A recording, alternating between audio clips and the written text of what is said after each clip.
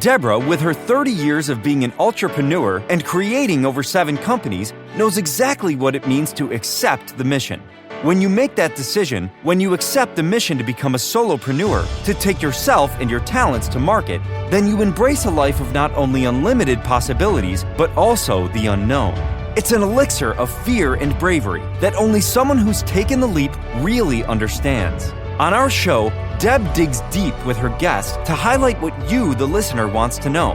The stories, the whys, and the hows to navigate the journey to success. Get ready to hear from some of the most incredible mission takers from Generation Z to Boomers. So sit up, perk up, and get ready to be blown away. Now here is your host, Deborah Drummond. Welcome back to the Mission Accepted podcast show. Thank you so much for taking some time to be inspired today. I'm very excited.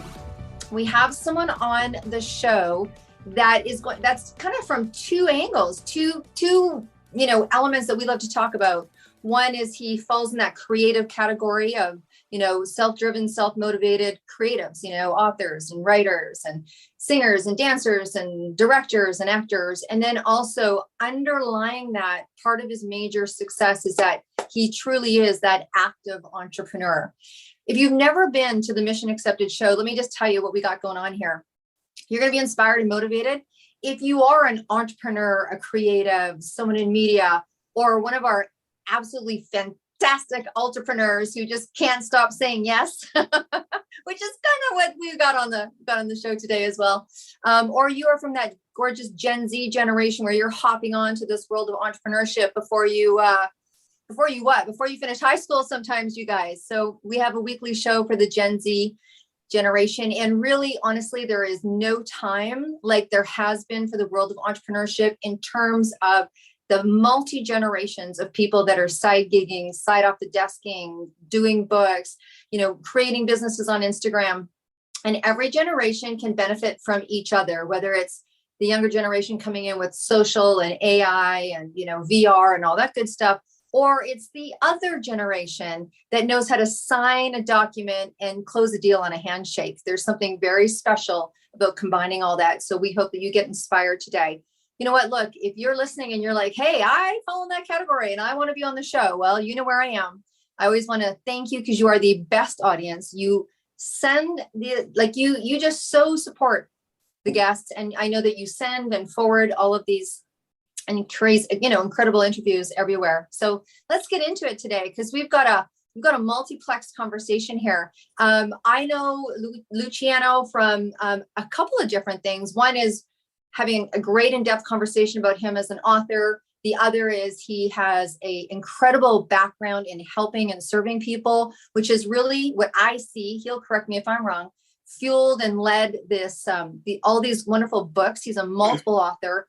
And then, side gig, side table, he's got an incredible drone company as well. So he falls in that entrepreneurial company. And we've had conversations about it all. So Luciano, welcome to the show today. Thank you very much. I appreciate being here, Deborah. Absolutely. So look, a lot of people are becoming authors. And I know that you've been one for a while, probably before the craze hit. And we all know that, having something that you've documented, whether it's a movie, a film, whether you've painted a picture, whether you've done something is really incredible in terms of not only for your business, your personal branding, but also personal satisfaction. And right now, our media company is launching a book in 6 weeks. So the countdown to a book launch. And our PR firm has just shared with us some really interesting numbers where she says 87% of people say they want to write a book. Less than 1% of people do. And so if that was the case for someone like yourself who's wrote multiple books, you're probably the 0.05% of that 1%. So maybe share, what was the first, hey, I think I have something worth writing down and sharing with the world? What was that moment like? Well, I guess I'll tell you what, I'll go back just a little bit that even before my writing, because I've always enjoyed reading books. Obviously, that I think that comes in as a young child. I read lots and I journaled too. So when I started hiking and things, I think I was like really getting into it around 14 years old. And I always kept a journal when I was on my hikes, like where I went, what I saw, things like that. Old school, just a book and a pen, right? And as far as the books go, I think what happened was for various things, maybe partially some of my careers and things like that, I was like, I wonder if someone would be interested in some of these things.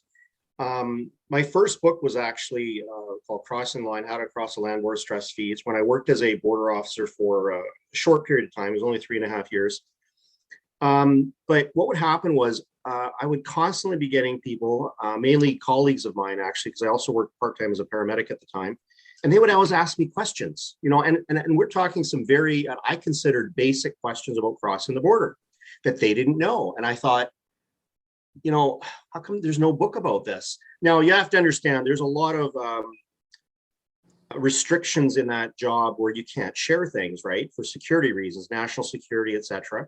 And you can't give, we'll say, the bad guy information on how to get through a border and smuggle things, or even the average person. So keeping that in mind, I actually waited until I no longer worked there. I didn't want there to be an issue, even though after you leave that job, you still have to abide by that secret clearance you had. But I thought, I'm going to make a book, sort of a self-help book on how to cross the border. It's not very long. It's actually still only on ebook format. I never did get it printed. But yeah, so that kind of came about because I just felt like there's some really basic things to help people. A lot of people are very nervous about crossing the border. They don't understand the process. There's a lot of rumors about what borders can or can't do. And being careful about what I could share and not, that was my first book that I wrote. So it was an ebook, and it was a new venture, and I had no clue how to write a book, actually. I didn't read a book on how to write a book. I didn't take seminars. I didn't take courses. At the end of the day, I think you just have to start writing. And then, ideas come into sentences, to come into paragraphs, then you organize it, and then you find an editor, you find publisher if necessary, depending on your mode of distribution, and you get it done. So that's kind of how it started. It just was started with an idea, and like you say, I wasn't aware of exactly those stats, but I can't tell you how many people I've spoken to when they find out that I've published one or more books, and they've said, "Oh, I started a book." Yeah. I'm like, okay, what, 10 years ago? It's like, well, did you publish it? No, why not? I don't know. I just never finished it or whatever. And I'm just like, you took the time to write it, like finish it, just do it, So, but I'm kind of stubborn. When I set goals, I just have to do them. I have to finish the goal. Whether it's a successful venture or not, I still have to finish it to see what happens. I think that's I think let's just stop there for a minute and let that sink in for people. It's like, whether it was successful or not, right? And I think a lot of times people stop themselves, particularly in books. I mean, I have people that come onto the show, right? And there's people that are what people would consider incredibly successful, but they're super nervous to come onto a show, super nervous to put their words down to paper. There's something exposure-ish about it that makes people feel like they don't want to share their privacy or that process that stops so many of us. Who would want to hear that story? Who would want, who am I to write that book? I mean, the book that changed my life, I actually was on a podcast. I should connect you.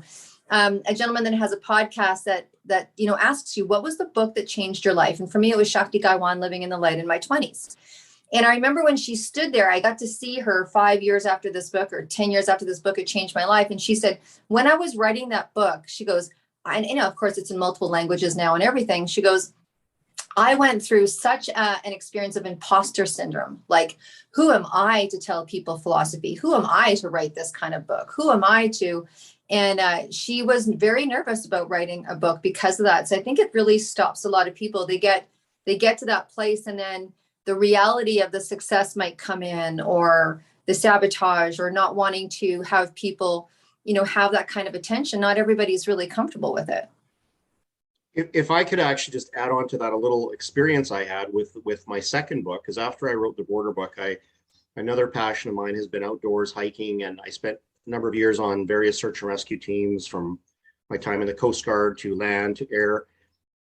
But one thing I noticed was people weren't hiking prepared in the bush, right? And there's lots of books out there on there's volumes of people written books about backcountry, hiking, guiding, you name it. Okay. Yeah. But what I noticed was there was no simple guidebook on what to bring on a day hike. And this is the common hike that most people are doing. We'll say city folk, maybe. I just use that term for people that typically live in an urban environment that only venture out because they want to get into nature, enjoy the day. And, you know, they'll bring basic things, maybe a water bottle and a cell phone type thing, but they don't think about weather changes. They don't think about injuries. They don't think about all these things that they pick up their phone in their urban environment. They push 911 and help shows up. Well, in mountains, there's often no cell coverage, so you kind of are on your own. So anyways, I wrote this compact kind of hiking guide. And again, it started as an ebook. I didn't know too much about publishing printed books at the time, but I remember being challenged by someone when I actually did print it. I was trying to get distributing some of my books to some of the local outdoor shops and stuff. And I remember a lady at the counter saying, kind of almost a little bit sarcastically and a little bit jadedly saying, "What makes you an expert?" You know, and I was kind of put off thinking, well, I never really put myself out as an expert, that's for sure. I don't know about that title. That seems to be quite a high regarded title. I don't think I would ever call myself an expert. Right. But, hiking at the age of 14 and being on various search and rescue teams and having enough various elements, I felt, and also reading volumes of books from other writers about how to do things in backcountry travel and preparedness and everything. I felt, you know what, I've got enough knowledge and background that I feel comfortable writing this book, put my name on it and saying, you know what, I stand by these principles.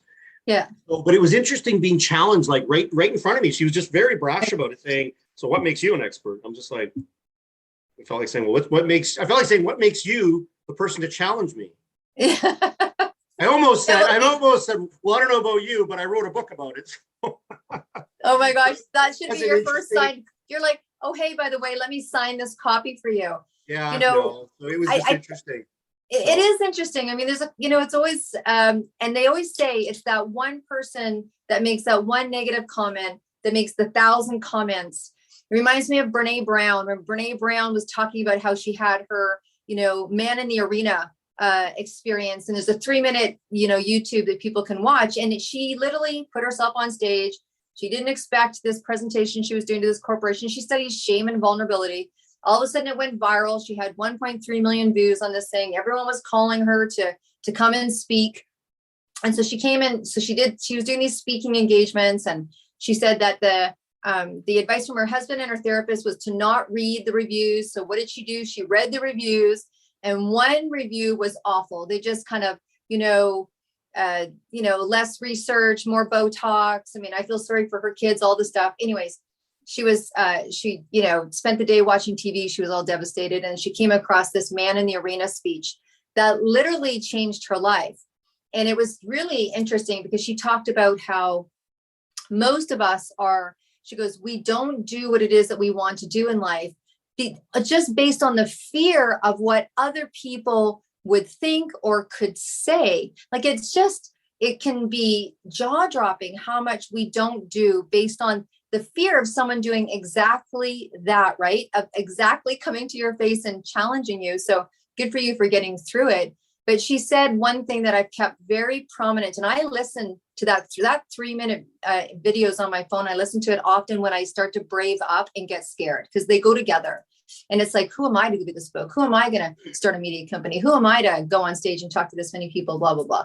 But the interesting thing is, she said, and I think it's applicable to your story, that's why I'm doing this roundabout, is that she said that she only takes advice from people that are in the arena with her.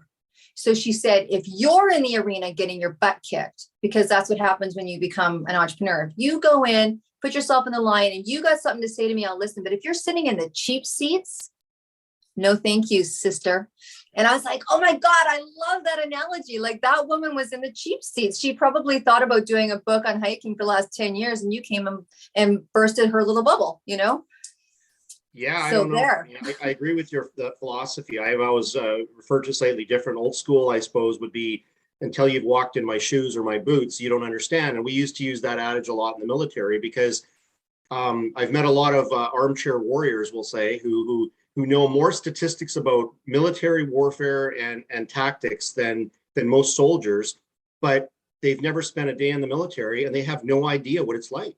And so I just listen and I go, that's very interesting. But until you've sat in a field being attacked by bugs where you can't move, because if you move, the enemy will spot you, and you're these, insects and mosquitoes are attacking you, can't move. Until you start experiencing things like that, you just don't get it. So that's a very, very true and profound observation. Yeah. Well, and we have to put those things to rest in our mind to go forward and drudge. I mean, you and I have, a fairly similar personality style in that we have experienced what we've experienced, and we have a sense of, I don't know if you want to call it stubbornness. That's a nice way to put it. Maybe we're just kind of strong-minded with ourselves, I don't think if I asked 10 people what my personality style is, I don't think competitive would come up. I'm not competitive with others. I'm competitive with myself. I push myself, right? Why are you doing this walk across Ireland? I don't know. Came as a God drop.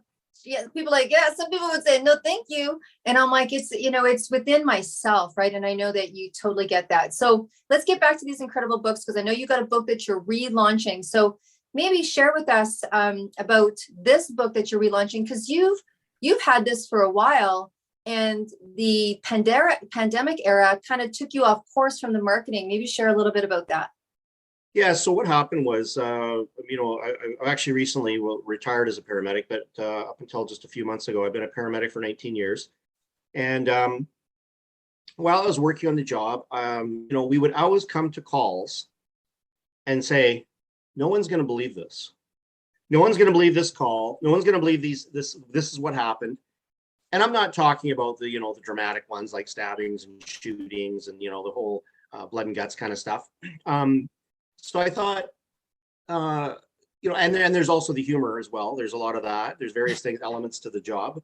But I thought, I wonder how many people, when they're in their car and an ambulance either comes towards them or behind them, they have to pull over and the ambulance goes screaming by, lights and siren, wonder in their head for a moment, I wonder what's going on, or I wonder where they're going.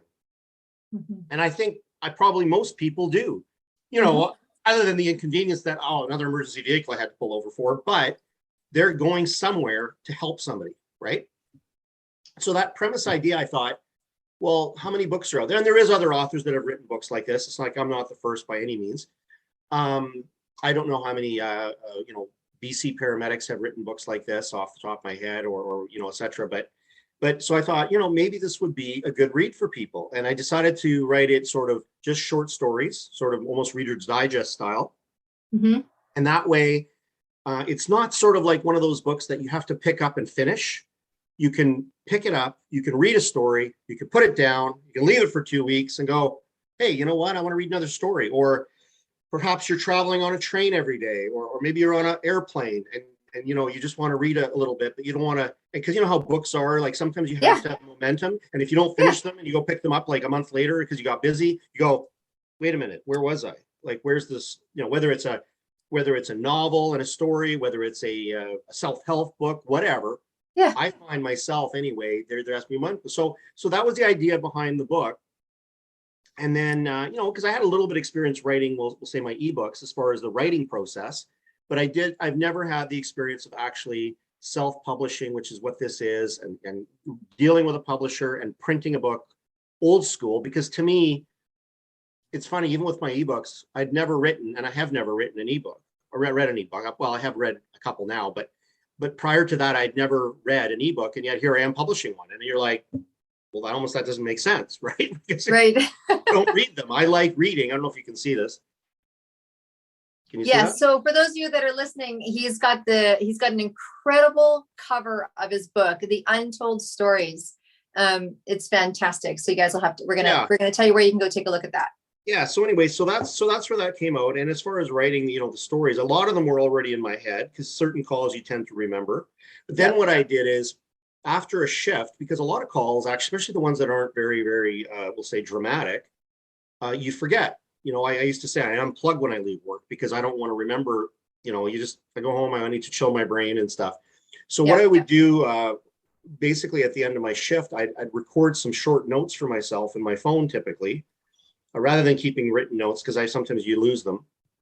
So I'd keep voice memos, and I would just highlight some of the calls I went on that I wanted to potentially write a story about. And then that's how it all happened. The book did take longer to write than I had hoped. It actually took 2.5 years to finish, from date of start to publication, because I took a number of breaks. I think writing is an interesting thing. I had the stories, but I had to be motivated and inspired to write them. Otherwise, I'm just putting words on paper. I wanted to be, I wanted to make the book enjoyable. I wanted to make it creative. I wanted it to be, accurate to the story, engage the reader, bring them into the call. The whole idea of my book is that you're coming along with me. Mm-hmm. My thoughts are in the book. I'm having maybe dialogue with either patients or other emergency services like police, fire, my partner. And so this combination is what is how it kind of evolved. And then, of course, being very careful not to identify the patients and the locations so that nobody can pinpoint where this happened, because that, as far as confidentiality, that was very important to me, that wasn't revealed. Right.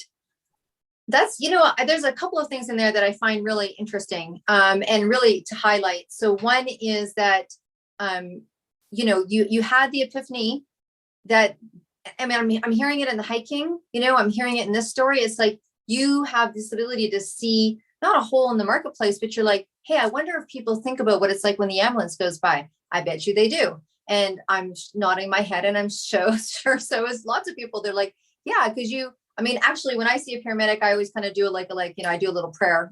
That's probably because my ex-brother-in-law was a paramedic as well. And I'm always like, okay, do a little cross thing. Hey, I hope everything's cool wherever they're going. So, but we tend to all do something. And I think that it is very interesting. I mean, it's self-interest, right? There's lots of documentaries. There's lots of shows. When you talk, I think about, some of the TV shows that I watch that are series, even Columbo, I love all of that. I wonder what. I'm so dating myself when I say Columbo. So for those of you out there that are Gen Z, it's a really cool mystery show. Yeah, that's dating going back. That's really dating. LAPD, can we go there? Can we go? Pretty classic. Well, here's a funny adage. The thing that inspired me to be a paramedic of all things was an old show that you may or may not be aware of called Emergency. Oh, of course. Rampart and absolutely, if I watched an episode now, I'd be laughing sideways at how ridiculous it was. They're putting on their helmets inside their fire rescue thing. And I'm just like, first of all, why are they wearing a helmet inside a vehicle? And, so anyways, just so many things. But I gotta say, like, that show inspired me back in the day. That was not, cheesy and whatever, like it is or be today. And I used to even, I would say, as a kid, you play these fantasy games, and one of them was being a medic or a paramedic. And we had those old milk bags. Remember the days that milk came in those? Yeah, of course. So I would take those, dry them out, and I'd write like D5W on the side, and I had tubing connected. And part of my, play paramedic thing was that I didn't have a clue how to start an IV, right? But it was just that whole thing, right? So it was very inspiring. That cheesy show is what inspired me to do it. So it's interesting. Oh my gosh. So for all you parents out there, stay observant, but I'll tell you something, and then we're going to get back to your book because we've kind of gone way off topic, but here's something really interesting. So one of my children was having challenges with some learning at some point. And so I contacted a really good friend of mine who's in health industry, works with children, and I just remember I said, hey, this is the situation I got going on. And she's really struggling and she's crying at night because she can't do the work. And he said, there's lots of things that you can do to help that. But the best thing that you could ever do is double down on the gift. See where her interest lies and double down. And you know what? I've done that with both kids. And I'm like, oh, she loved to read. Oh my gosh, she just loved to read. And I'm like, so we just doubled down on the gift. And what it was that she do? I mean, I would literally give my kid crap. I'm like, night after night, it's 1 a.m, it's 2 a.m, and she's like 8 years old. She's under the covers reading. And I'm like, okay, you're going to be a journalist. I get it. You're going to write a book one day. Go to sleep, you know? So I think for all the parents out there that hear that story, it's like double down on the gift. Okay. So you have these incredible books. Now you are doing what a lot of authors, I call you an active author, because there's the artist that paints the picture that, you know, hopes someone sees it and buys it. Right. And they might put it up on their Facebook or that kind of thing. There's authors that have incredible books. They may have got it to, you know, a really high standing in Amazon, and it gets there and then it doesn't maintain, or it doesn't get out in the world, and you have that gift. Obviously you have the ability to be creative, do the project, but also push through with the marketing. You've self-published.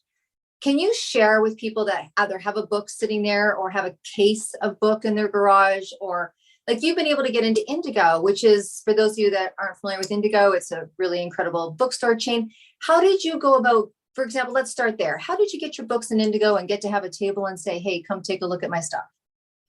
Okay, so there's a couple things. So first of all, I mean, I ended up picking a publisher in BC in Victoria called Tilwell. It was just one of the publishing companies. I just chose to go with them.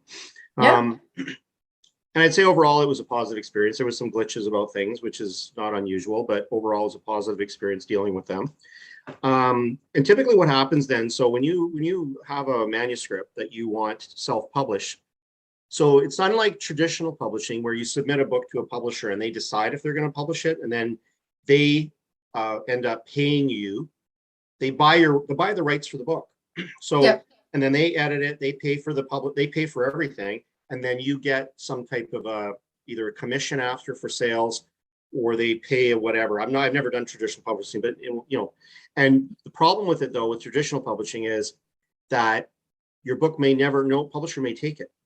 They only take so many a year, and they may, I don't know how many applications they get, but they may never take it, or it may take a number of years to get published. So the thing with self-publishing is you guarantee it's going to be published and printed and available in, well, mine is an ebook format as well as hardcover and softcover. So it's in all those formats. So that's the first thing, is you have to make a decision on what publishing you want to go. The difference being, of course, if you self-publish, if you decide to go with a publishing company, which is probably we'll say this, the easier route, in the sense that they know how to properly format it. They know about all the printing and all the rest of it, which probably makes more sense for people. Some people actually buy software and things like that. They do it themselves. They really go grind the stone, right? Yeah. I wasn't going to do that. I'm like, I want this done professionally and right. So I'm going to hire people that know what they're doing, right? Like I can't be an expert in everything. My God, I wrote the book. Like, right? There you go, sister. Like, I know how to put up a fence, but sometimes I'll hire somebody because they can do it 3 times faster and well. So I'll do what I'm good at. So essentially that's what I did. There's different packages you can buy into depending on what you want to do. Fortunately, I decided to keep the editor I had hired for my other books, and it wasn't his professional job, but he ended up having I think he finally finished getting a doctorate in English literature or something. But I liked his style of editing. So anyways, he decided to take my project on as far as the editing part, and that actually ends up being one of the more expensive parts of publishing your book. They typically charge you by the word, and then depending on how many reviews they do. Now, to put this in context, my book was edited, I guess, overall 7 times by him and myself, we'll say. The problem with the author editing is you self-correct too much, right? You like to the point of where you literally don't want to read it anymore, okay? Because you've written it, now you're editing it, and now you're reading it, and you're just like, oh my God, right? When's this going to end? So, and the other thing is having only one editor, though, sometimes even that editor misses things, okay? Right. So to put this in perspective, famous author, I'll use Stephen King, who's everybody knows. From what I understand, on average, most of his books have 7 or 8 different editors who each do multiple edits on the book.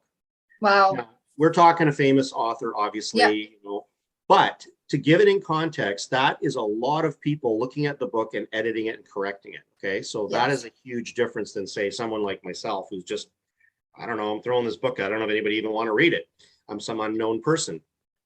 So that was the first step. So you pick a package, whatever, and it ended up being, I think mine was like $3,800. Right. And you don't, again, you'll get a published book, but you don't know if it's going to be successful, right? So you're putting out some cash. And then that doesn't include buying the books, by the way. That's just publishing costs. So then you have to pay, if you want your own books, your copies, for whatever you want to do with them, like sell them to friends or whatever, you have to buy the book separate. So there's that part of it. And then so what happened was the publisher also has connections to distribute my book, okay, through various channels, Amazon, various other online sources, and including Ingram Spark. With Ingram Spark is a very large global distribution company, okay? So I was like, okay, that's great. But then I'm thinking, well, but they don't really market the book per se. They'll get it out there, but they don't actually promote it. And I wanted people to read the book. Like as an author, you know, it's funny, I'll never forget the day. And you're like, I picked it up and I actually did a short video of it. And I remember looking at it going, great, now I got to market this. Is anybody going to want to read it? Because I don't know, just because I think it's good doesn't mean anybody else will like it, right? Maybe it's crap, right? I don't know. So anyways, then I started, you know, simple things like Facebook page, Facebook marketing. And as far as what you asked me about Indigo, so the way that works is I literally went on and I wrote down every single, not only Indigos used to be chapters and Coles, right? So now it's all Indigo. So any Coles and chapters still around are actually owned by Indigo. So I was like, okay, well, that's definitely a market I want to go to. I considered Costco actually as an option, even though I didn't like the idea that all the books there are dramatically, you don't make a lot because they buy in volume. Yeah. I don't want to say it's cheapening it down, but it's a different approach. I couldn't get in there because of the marketing and the distribution streams. I also considered getting into things like Save On Foods and things like that. And also, again, the distribution chains made it challenging and I wasn't able to do that. Right. But with Indigo, there's a couple ways you can go. The most simplest and easiest way, and most local authors will figure this out if they approach them, is you just do consignment. So what you do is you have your own books that you've bought, right? By bulk or what have you. You show up with, say, 5 books. They do a consignment contract. They put them on the shelf, and they typically put them on the shelf in an area for local authors, which is kind of nice. And then as far as the signings go, you arrange it with each store individually. There's usually a representative there that deals with that, and they set up signing times. So that's how it works. And you bring your books, and then whatever they sell, you know, they get a percentage, obviously, of your books, and that's the way it works. You just do that.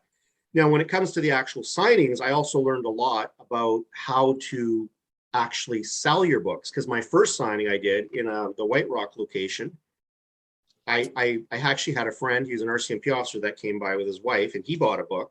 I think I sold 2 books that day. I was there for like 2 hours, and I'm like, and it was a busy location, beautiful location. And I was like, this isn't a very positive experience for me. Either my book sucks or you know, like, I don't know what I'm doing with this marketing thing, right? I'm here, I got my display, I got my books, I'm here, I'm positive, presenting myself. Wait a minute. People are walking by. Hi, how are you? I got a book over here. Yeah, they walk by. You know, I'm like, what am I doing wrong? So I did learn a lot about how to, and I can get into that more if you like at some point, but how to actually, when you're at a book signing, how to get your books sold, which is kind of what you want to do. And then but what's interesting with my book signing, so some local private bookstores had no interest in me. Yeah. Some mom and pop single locations did take my book, which is nice. I didn't sell a lot, but you know, it was nice to distribute them around. Yeah. But as far as Indigo goes, I managed to do, I think I'd have to double check, but probably about 8 book signings at different locations. My best was actually in Burnaby at a Coles location in a mall, where I sold 25 books in 2.5 hours. Wow. Which apparently is quite good from what the staff told me.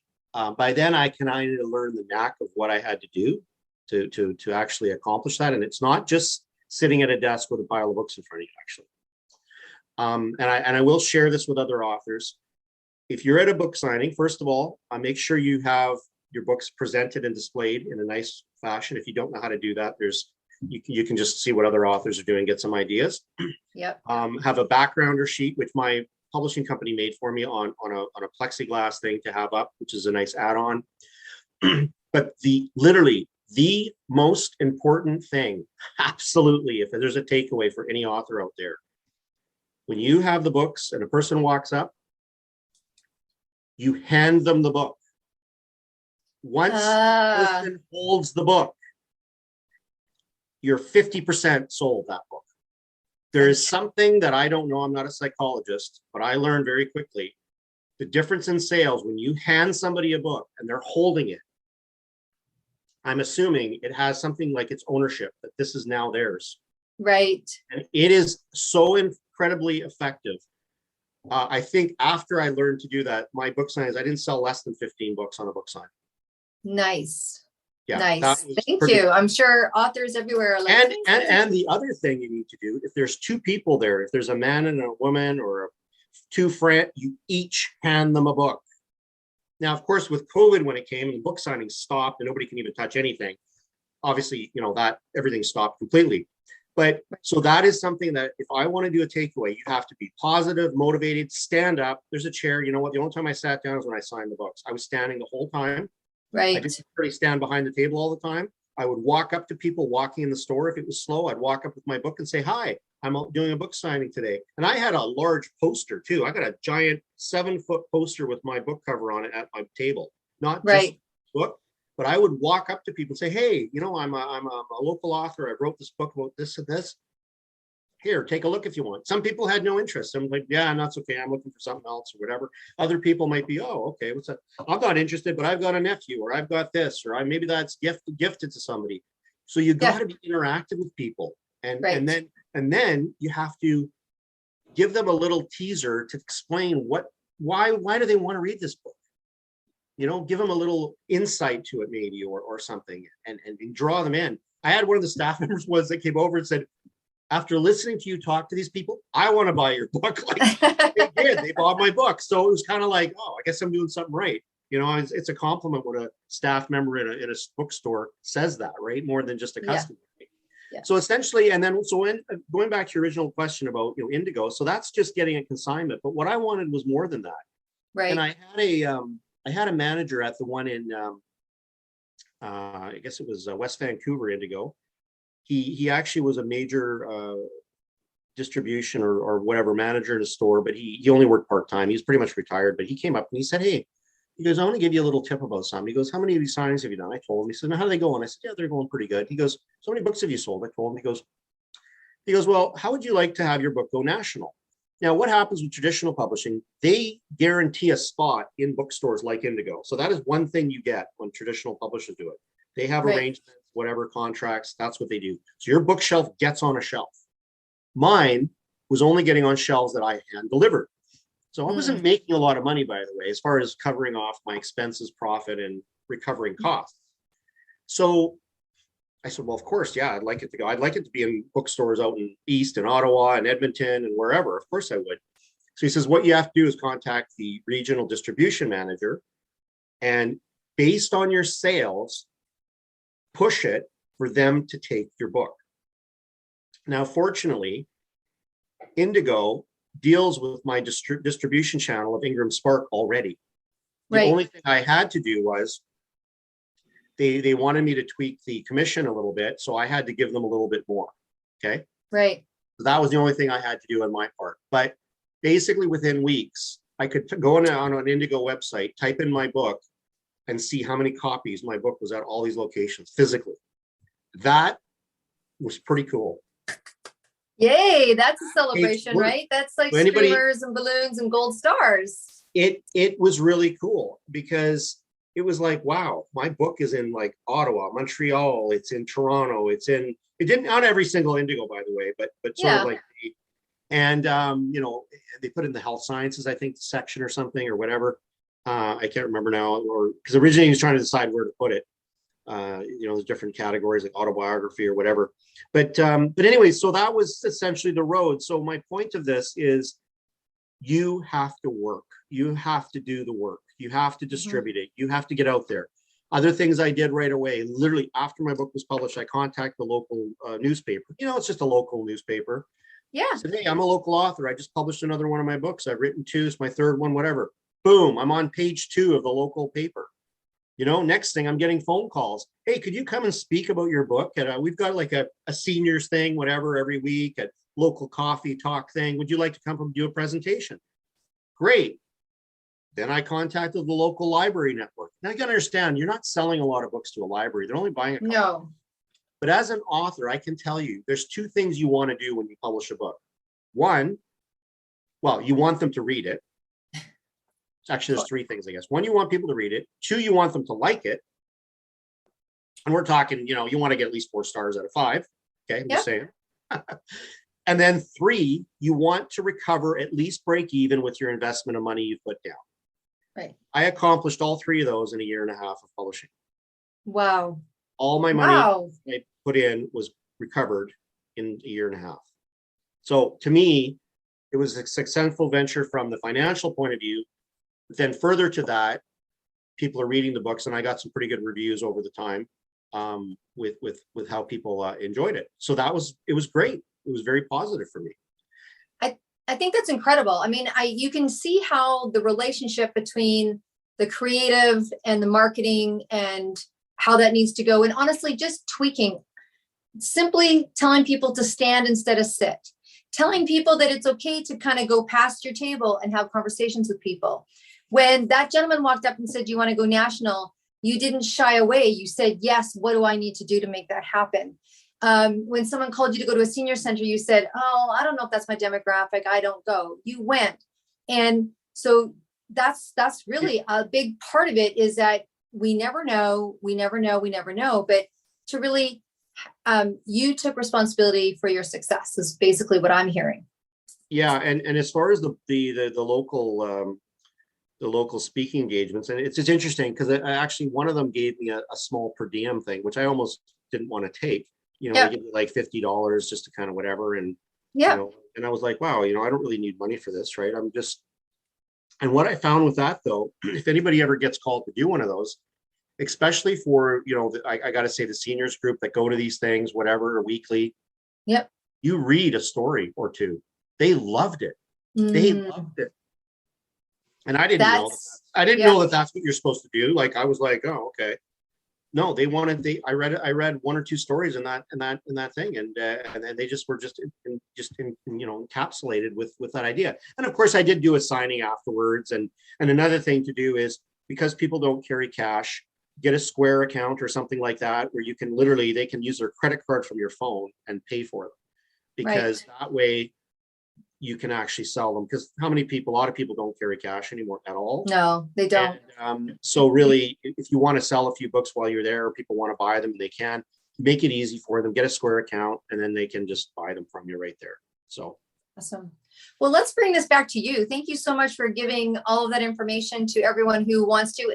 And that is applicable information to your piece of art, to your film, to your pictures, to your photography, to your skincare, to your nutraceuticals, to your clothing line, to your branding. You know, you obviously take responsibility and just said yes. And you know, you dug down and dug down and dug down and dug down. So here you are, you're a multiple author.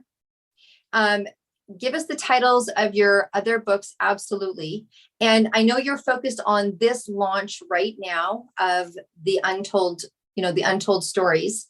Tell us where we can tap, like, you know, where can we access that? Where can we get that? Are your books all online? Like, share with us your titles. And okay. So I do have a website. I don't know if you want me to share that now. Yeah, absolutely. Scream it from the top. So my website is simply my last name. It's Nisi, Nisi -books.com. So that's my own website that I maintain, and all my books are on there. The 2 of them are available in print that I have copies of. So if people want autographed copies, I will mail them out.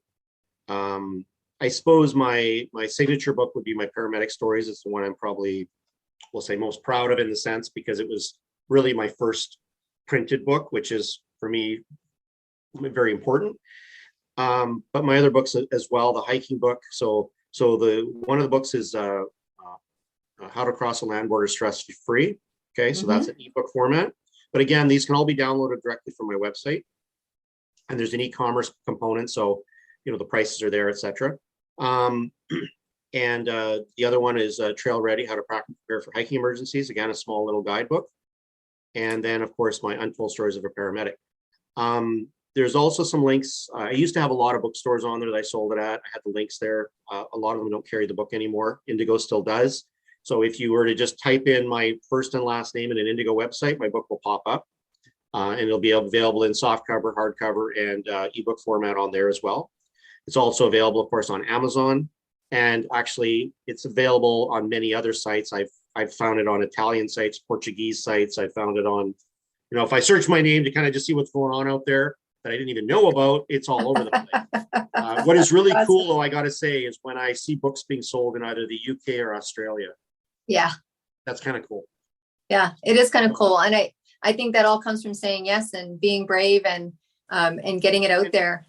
Yeah, and even some of the marketing things I did, I was one thing about writing in that I managed to include an adventure I did a couple of years ago where I trekked to Everest Base Camp. And what I did as part of that, and it was a part of the plan of doing the hike that I was going to do, it was I've got video and photos of me at base camp holding my book. Wow. Right. So, and then I also actually was able to write off part of that trip because I was promoting my book. But probably the coolest thing was I left a signed copy at the highest tea house in the world. That's incredible. That alone is a story that not only is very special, but also is very brandable. Like that's a great lead in to when you're doing a presentation or speaking to a group. Hey, here's something about this book.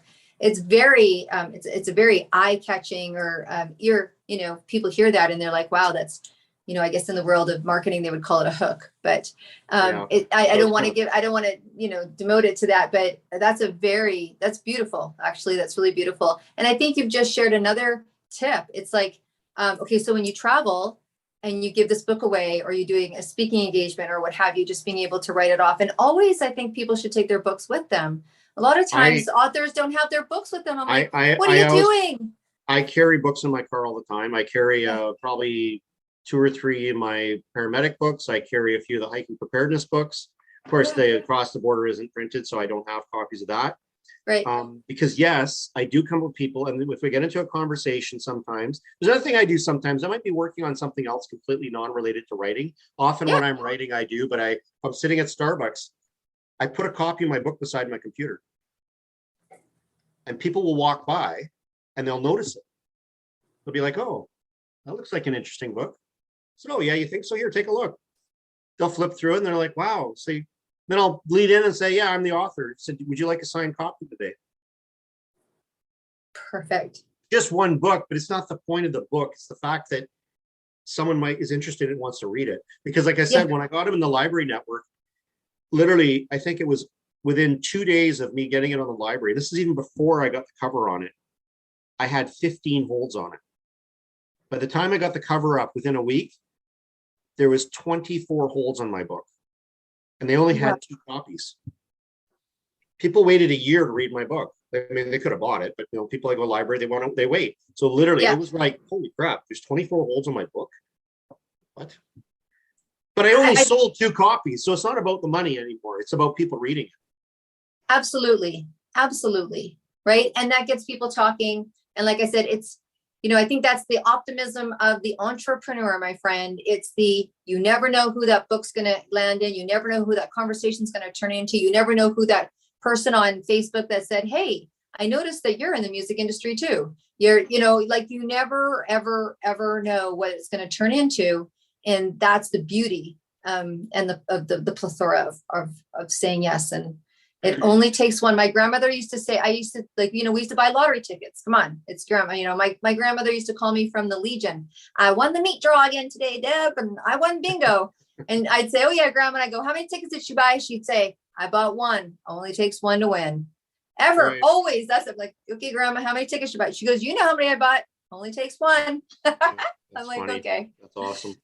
So we're going to end off on this. I know we could talk forever, and obviously we need to have you back. So again, maybe just share I have a special question for you, but before we get there, maybe share again the title of this particular book. Which one? The paramedic book? The one that you're launching right now. And So I don't know if you can see it. It's Untold Stories of a Paramedic. Okay.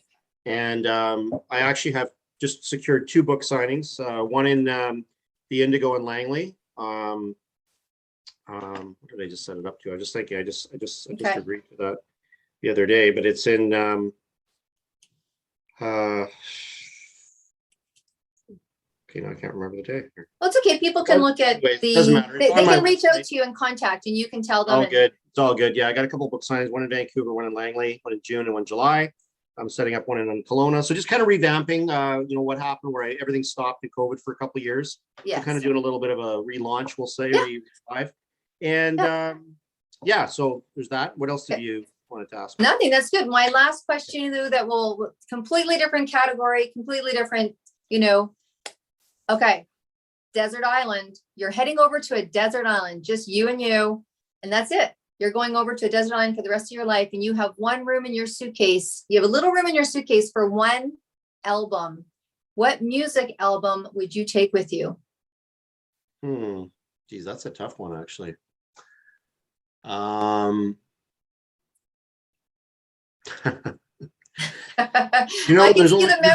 so many.